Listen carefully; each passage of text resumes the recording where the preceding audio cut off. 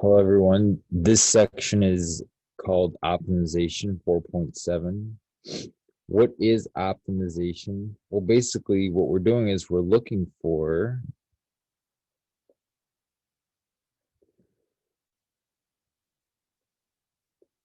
the largest or smallest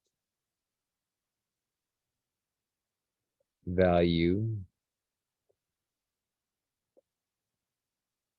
a function can take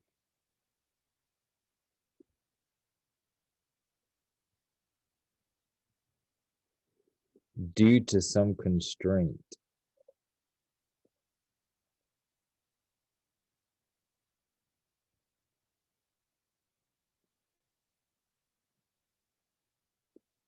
So basically, you're looking for a max or a min value.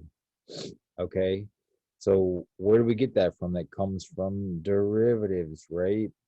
Now, the way to work out all these optimization problems is you're normally going to have two types of equations that you're going to have to work with, and you're going to take one and plug it into the other.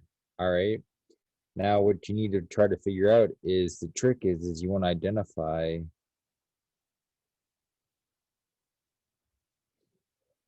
what needs to be optimized. That's the thing that you're trying to make the biggest or the smallest.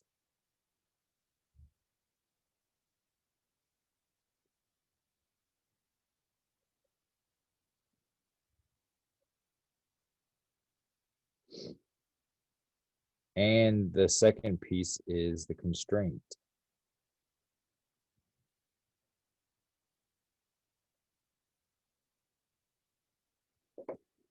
Now, this piece right here, the constraint, this part right here must always be true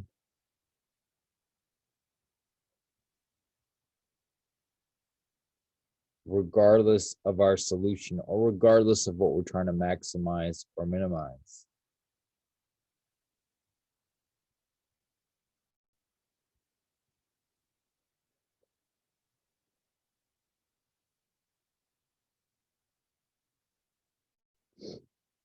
Now for this homework, there are only a couple problems. I'm gonna work out two very similar to those right there.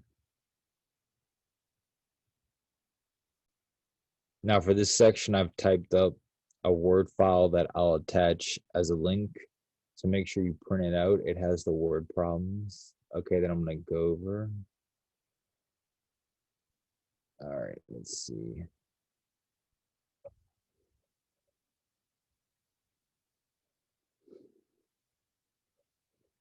Now the first problem is saying, okay, find the dimensions of a rectangle in meters with perimeter 68 whose area is as large as possible. Okay, so basically, it's saying find the dimensions of a rectangle. So, this is like a rectangle, right? We have this. And it's saying we have 68 feet of fencing to work with. How can we make a rectangle or construct one in such a way that's going to give us the maximum area possible? So maybe our rectangle could be like this, right? We could draw it like that, or like this, or well, that's kind of like a square. But the whole thing is that what kind of rectangle do we draw, right? Like this one's a little fatter, right? This one's thinner but higher, and so on like that. There's an infinite amount of combinations of rectangles of different lengths and widths that we could draw. But what we're trying to find out is specifically which specific rectangle can we draw whose perimeter is 68, like we're working with 68 meters of fencing, is going to give us the largest area possible.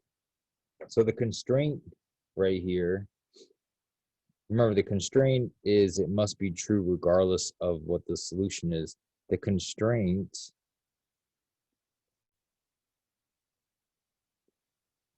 is that our perimeter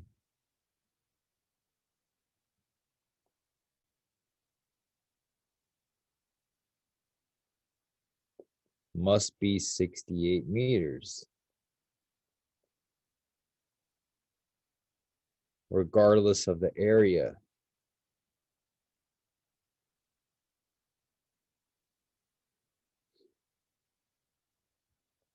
So no matter which rectangle we use, right? Like, or you have like farmland or you a ranch or something, no matter which rectangle you create, you only have 68 meters of material to work with.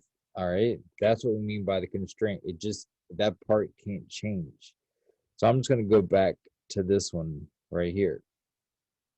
So from this constraint, we're going to use, or we're going to build a formula. It's kind of similar to like the related rates, right? Remember you had like a generic formula of a shape, right? Like we had the shape of, or the volume of a cone, or, area of a circle, volume of a cylinder, things like that. This kind of works the same way. You're going to have your constraint formula is going to be some kind of geometric shape that you're dealing with. So in this case right here, we have a rectangle, and I'm just going to label it as X and X and Y and Y like this, okay?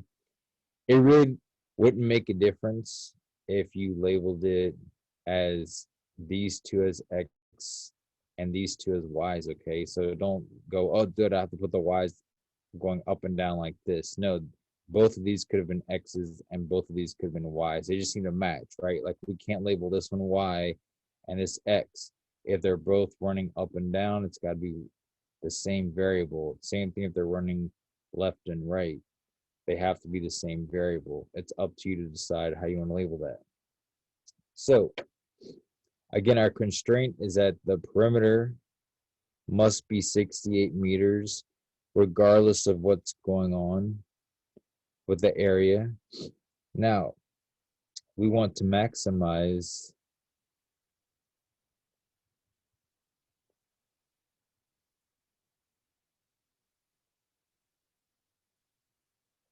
the area. So how do we do that? Again, we need two equations, right? Got to have two every single time. Your constraint one and the one that we're trying to maximize or minimize. So we want to maximize the area. So remember, the area for a rectangle is equal to X times Y. The constraint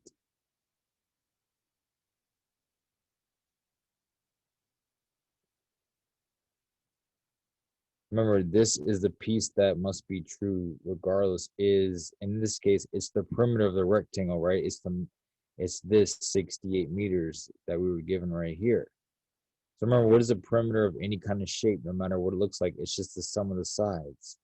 So we know that if we add up 2x plus 2y, that has to be equal to the perimeter, right? X plus X is 2X, Y plus Y is 2Y. That's like your fencing. And if you add up all that stuff, you should get to, we have 68 meters of it to work with.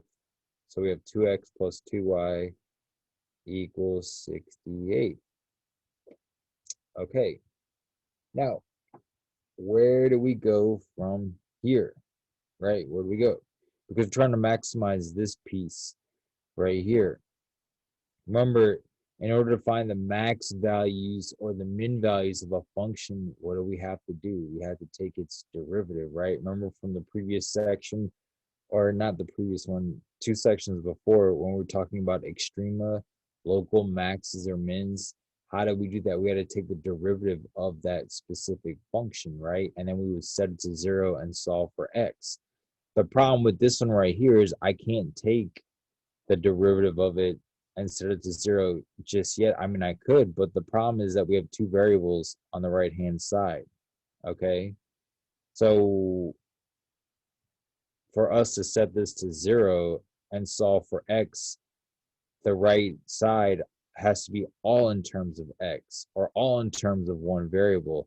So that's the issue with these optimization problems, is that when you're trying to maximize or minimize some kind of geometric formula, you're gonna have multiple variables. And the trick is, how can we rewrite the equation so that it's in terms of one variable? And it doesn't matter if I write the right side in terms of x or all in terms of y. Okay, you just have to pick one. But normally we write it in terms of x, right? Because when we take derivatives, we take our derivative with respect to x all the time. But in theory, we could say, oh, we're going to rewrite this in terms of y, and the same outcome. We'll still get the same values in the end. But we're just going to rewrite it always in terms of x, okay? Because that's just how we like to take derivatives at this point. It's just easier.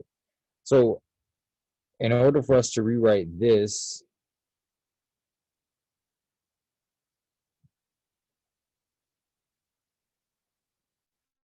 or rewrite a equals x times y in terms of x,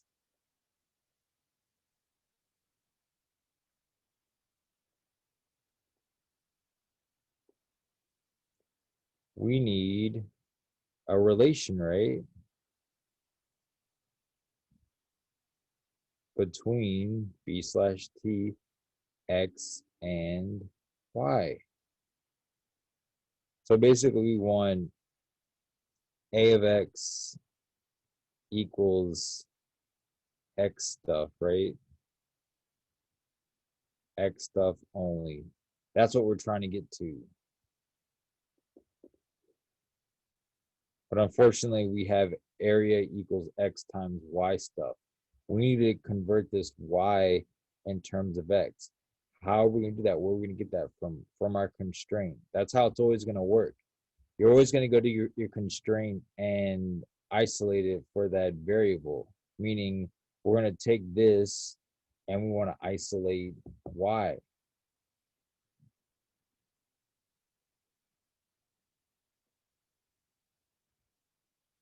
So we want to isolate y right here.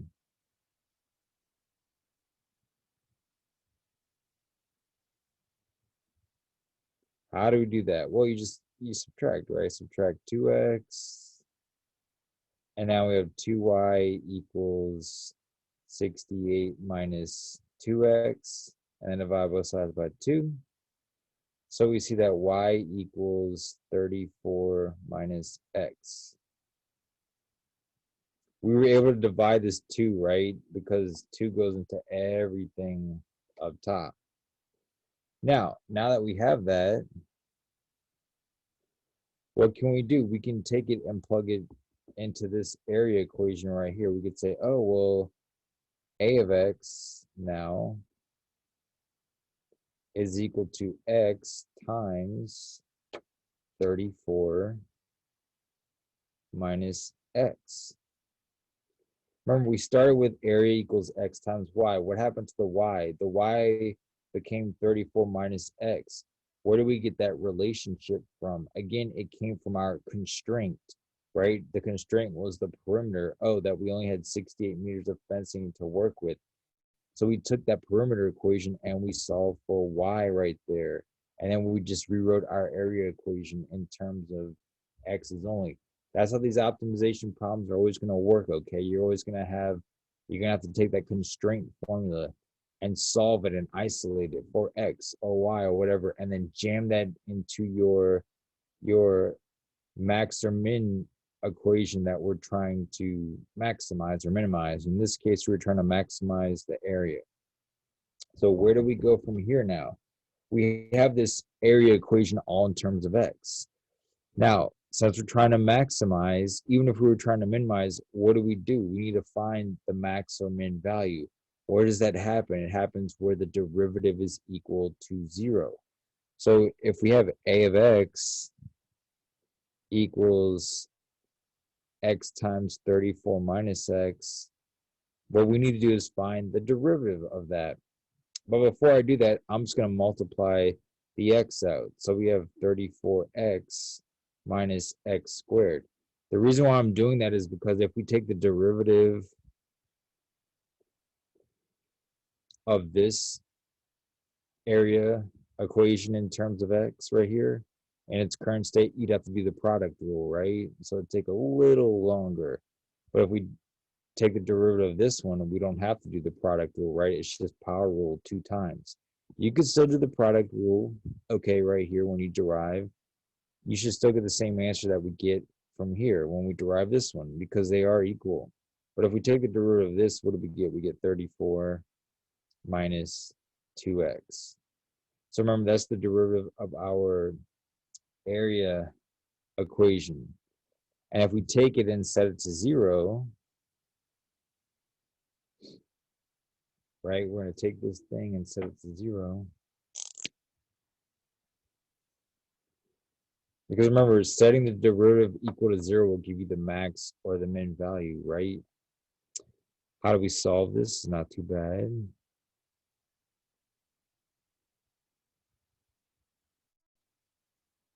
And we get x equals 17. In this case, it was a meters, right?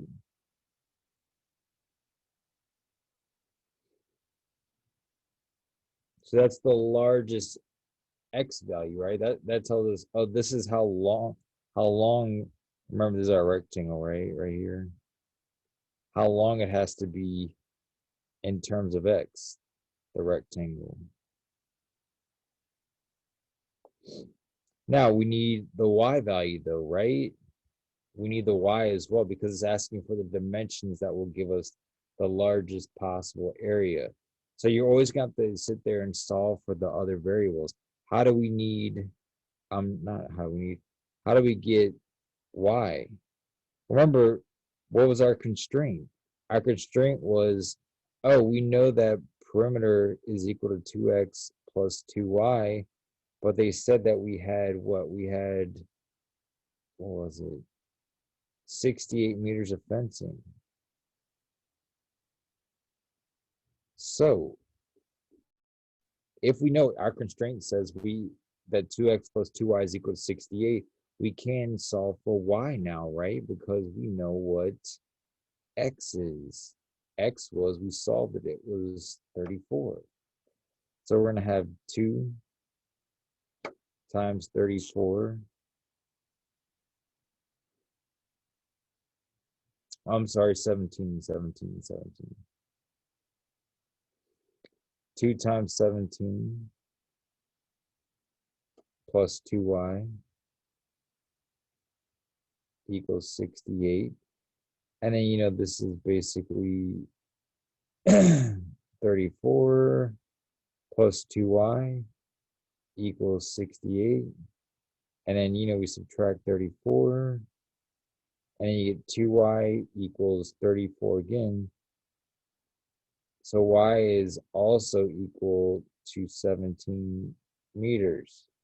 Now, it's just a coincidence that these two were identical. So in this case right here, if we were to actually draw out our rectangle, we wouldn't actually have a rectangle, right? Because if x is 17 and y is 17, you would have a square, right? Because the sides are equal. But this is just a coincidence in this case. Maybe it could have been 17 and 15, right? Who knows? It just depends on what your dimensions were of your shape and what you were trying to maximize or minimize. So then with these optimization problems, you need two equations, some constraint. That's a formula that never changes. And usually it's they'll tell you in the problem, oh, the area of this thing is blah, blah, blah feet. Or in this case, the perimeter was, you know, a certain amount of meters. They'll tell you this is the amount of stuff that we are working with correlated to a specific formula, whether it's perimeter, area, volume, or something like that. Then the other equation that you're going to need is the one that you're trying to maximize or minimize.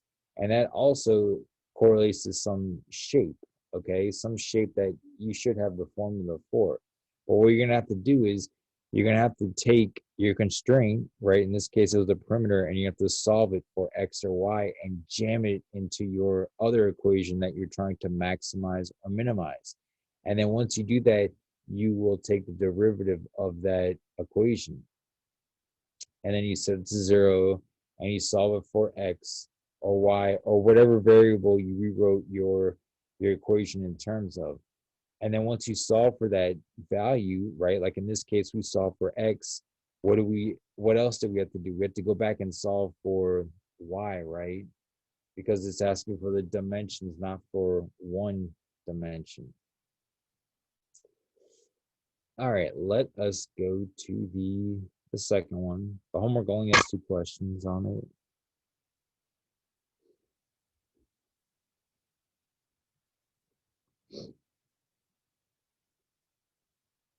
Now, the second one's saying a farmer wants to fence an area of 13.5 million square feet in a rectangular field and divide it in half with the fence parallel to one of the sides of the rectangle. What should the lengths of the sides of the rectangular field be in feet in order to minimize the cost of the fence? So, in the first one, we were maximizing, and the second one, we were minimizing. Is anything done differently? No, because remember, whenever you take the derivative of an equation and you set it to 0, those x values that you solve for, those are the critical values. Remember, critical values are max or min. So by default, when you solve it, it's going to give you that min one in this case. But let's draw out this picture, right? So we have this rectangular field right here. And it's saying that we are dividing it in half with the fence parallel to one of the sides. So you have this, right? Gotta divide it.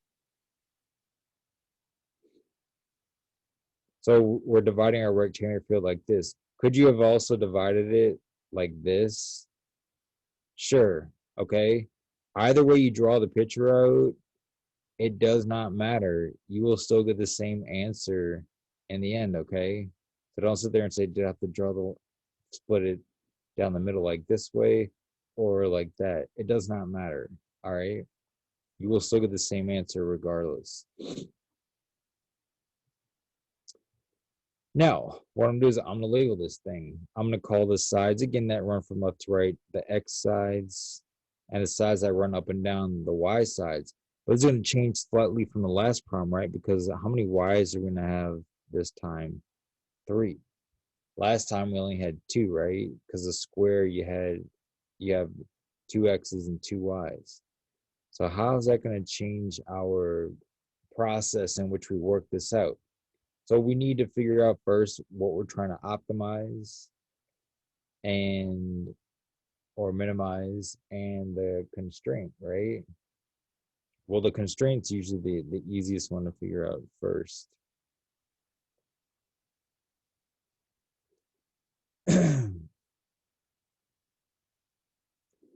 So the constraint here says a farmer wants to fence an area of 13.5 million square feet. So that 13.5 million square feet is at the perimeter? No, right?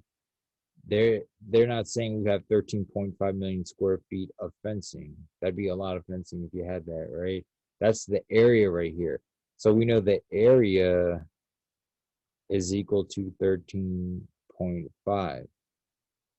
Now I'm going to say times 10 to the 6th. Okay. What is that? That is this is just 13.5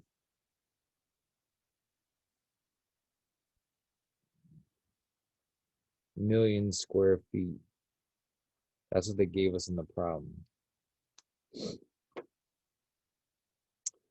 But what is the area of a shape or a rectangle, right? The area is x times y.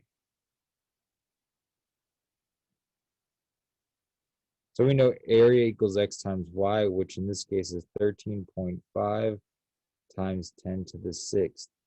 Times 10 to the 6th, remember, that's just scientific notation. If I were to actually, expand this out, I would get 13.5, or not 13.5, but 13,500,000 written out, right? That's all that means right there. So we have that constraint. We know that regardless of how we shift this around or how long we make X or how wide we make Y's, the area of our rectangle must be this 13.5 million square feet. But now we're trying to figure out how long do we make this, right? How wide do we make this right here that's going to minimize the cost of the fence? So we need, right, what do we do in the last problem?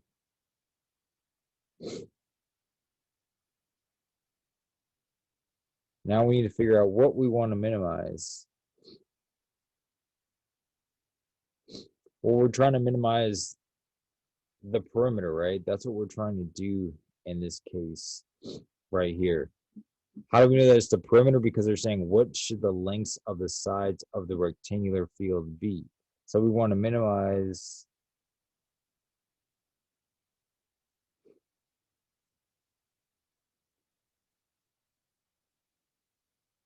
of the rectangular field.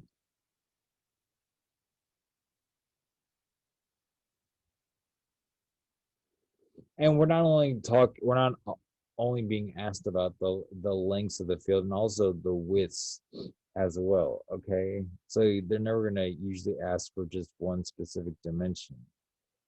So we need to figure out what both of them are going to be. Or actually, it's asking us to minimize the lengths of the sides. So yeah, I'm going to change this right here. Minimize the sides of the rectangular field. So sides means lengths and widths. So what is that? That is the perimeter. So remember, we have two equations, right? We have our constraint equation, and in this case, that was the area, right? Because they gave us the amount of area. We're trying to minimize the sides of this thing. So that deals with the perimeter. Now, as far as the perimeter, remember, it's the sum of all your sides. In this case right here, it's not going to be just 2x plus 2y. It's going to be 2x plus 3y, right? Because we have x and x, and now you have 3 y's.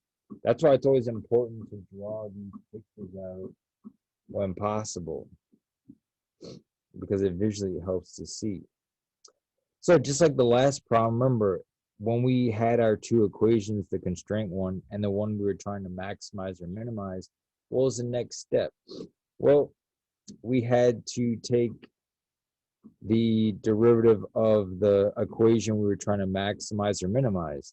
But we have a problem with that, right? If I take the derivative of this right here, it's not all going to be in terms of x because I have this y chunk right here, correct? So if I have this y chunk, what do I need to do? I need to somehow rewrite this y chunk in terms of x. How can I do that though? Where can I get that relationship from?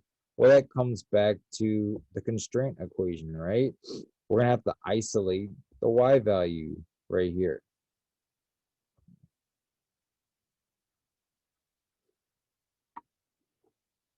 So if we have area equals x times y, which we know is 13.5 times 10 to the 6th, what we want to do is we want to isolate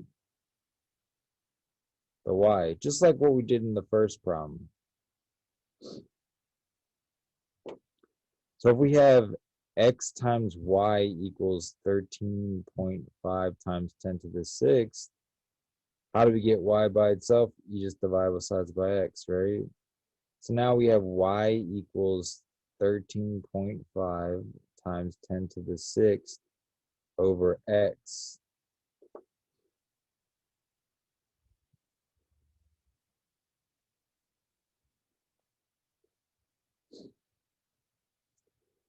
What's the next step? We're going to throw this into our perimeter equation. So we have, remember, we started with p equals 2x plus 3y.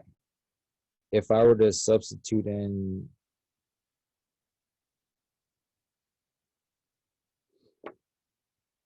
this relationship right here, we have this now.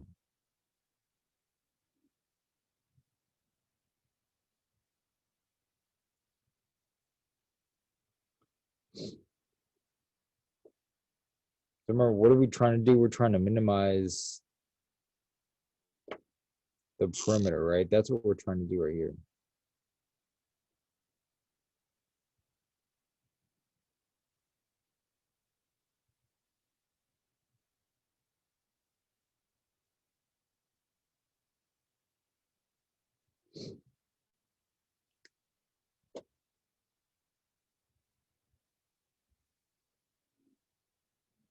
So how are we going to do that? How are we going to minimize the perimeter right here? We need to find P prime. That just means the derivative, right? Derivative of this equation right here. So before we do that, I'm just going to rewrite it a little bit. Like I'm going to multiply this 3 out, okay? 3 times 13.5. So this is plus, and this is 40.5 times 10 to the 6th. And also one more little thing that I'm doing is I'm going to take this x and throw it up top and say this is x to the negative 1 right here. Why? Because we're going to do the power rule, correct? Remember, I'm just flipping this up, this x the first, I'm flipping it up.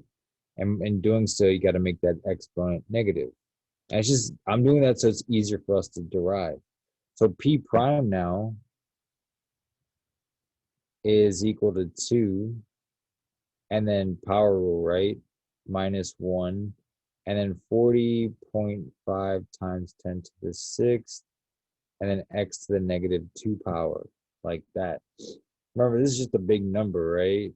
We're just leaving it in scientific notation so we don't have to write 40,500,000, you know, with a bunch of zeros. So this is P prime right here, right? Remember, derivative of 2x is 2. Derivative of x to the negative 1 is negative 1. This is a constant right here, x to the negative 2 power. So where do we go from here? We're setting this to 0, right? We have 0.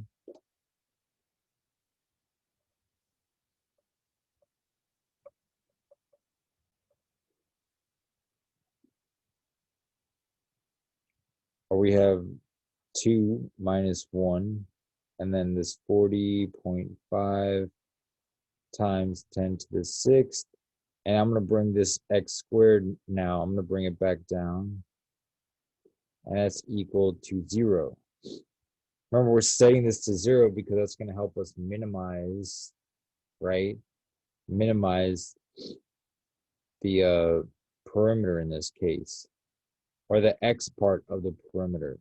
So now we need to solve this equation for x, correct?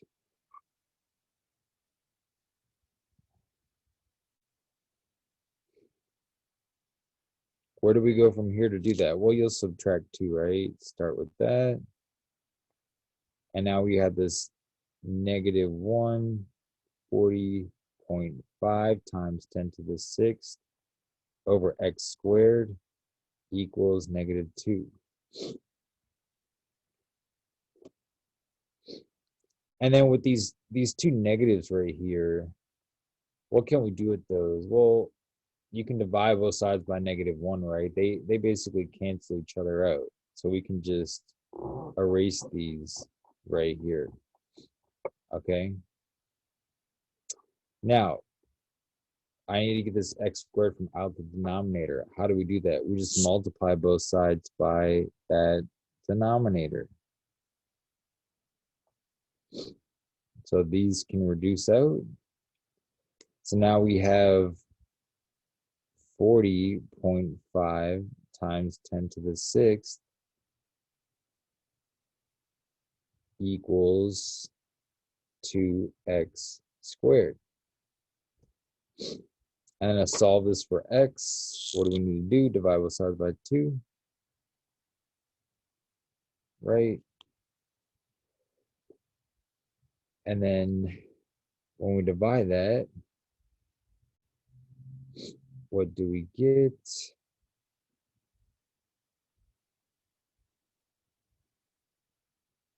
Yeah.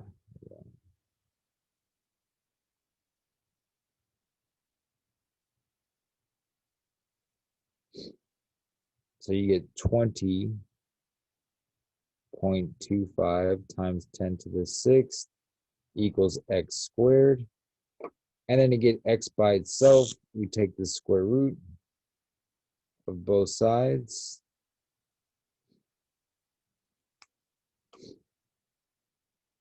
And you'll get two answers, right? Because we're taking the square root of an equation, so you do get plus or minus, but you're not gonna work with the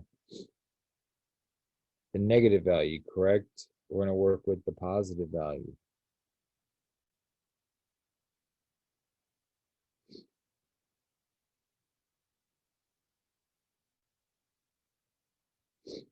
So you get x equals plus or minus 4,500. Now, what happened to the times 10 to the 6th? Well, if you type all this in to your calculator, if you take the square root of that, this is what it reduces to. Or if you want, you could say, oh, this is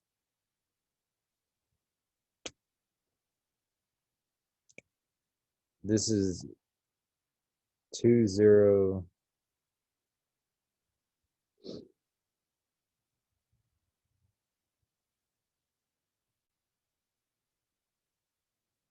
This is what you're really dealing with right here, right? How did this become this? Because I just slid the decimal place 6 spaces to the right. So 1, 2, and then 3, 4, 5, 6. Anytime you don't have anything, while you're sliding the decimal over, you add the zeros, right? So if you take the square root of this, you also get this same thing right here. But again, we're dealing with the positive values. You can't have negative length, right? You can't say, oh, the length of my fence is going to be negative 20 feet. How do you have a negative 20 feet of fencing, right? So you're going to stick with the positive answer. So this is only one of the sides, correct? We need to go out there and figure out the other side. So how do we figure out our missing piece? Well, remember our constraint, right? We need y. To get y, you're going to go back to your constraint. Remember, we know that from area equals x times y, it had to equal 13.5 million square feet, right? Or times 10 to the 6th. So I'm going to substitute this back into here. We're going to have 4,500 y equals 13.5 times 10 to the 6th. And you just divide, right? Both sides by 4,500.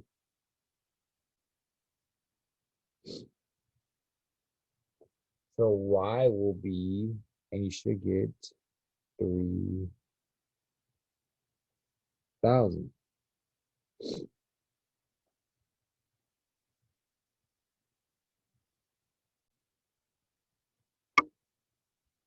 And again, if you'd like to, you can expand this one out the same way we did down here and then say divided by 4,500. You can type this into your calculator with the caret key, okay? It's just that you need to be careful with it.